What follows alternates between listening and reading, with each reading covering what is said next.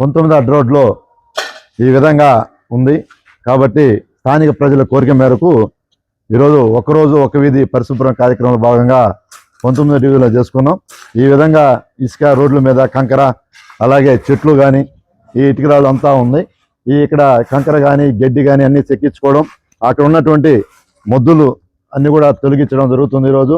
అలాగే ఈ చెట్లు పక్కన ఉన్నటువంటి ఇవన్నీ కూడా సైడ్ అంతా తీసేయడం జరుగుతుంది.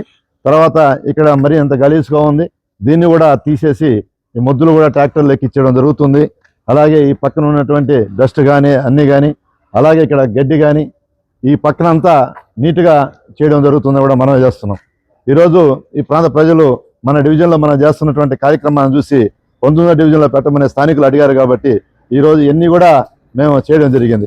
అలాగే ఈ చెట్టు పక్కన ఉన్నటువంటి ఈ పౌదులను కూడా తొలగించి మొత్తం నీట్గా చేయడం జరుగుతుంది. అలాగే ఆ కాలువ పైన ఉన్నటువంటి మట్టి కానీ ఈరోజు ఇక్కడ చూస్తే గడ్డి, రోడ్డు మీద గడ్డి ఎలా ఉందో చూడండి.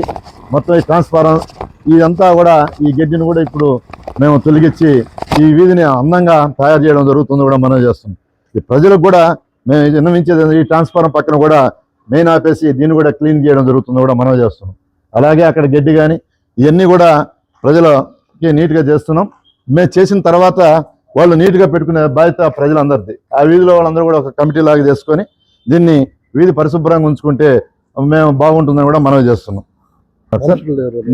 నేను ఇప్పుడు చెప్పాలి కానీ మీకు మొన్న మొత్తం షెడ్ అని తీయించాం. 2 సార్లు చేశారు, 2 సార్లు చేశారు. అక్కడ ఇల్లు కడతా అతను ఉంటే వాళ్ళు కూడా మొత్తం తీసేస్తాం. తీసేసి మీరేమంటే ఆడ తులసి చెట్లు, తులసి చెట్లు పెట్టేసి చెత్త అక్కడ వేసాడు, బాగుంది సార్. ఈదులు తీసుకొచ్చి దోమల ముందు డబ్బు కొని పెట్రోల్ నాది మొత్తం నేనే చేస్తాను. ఇప్పటికే 1 లక్ష 2 లక్షలు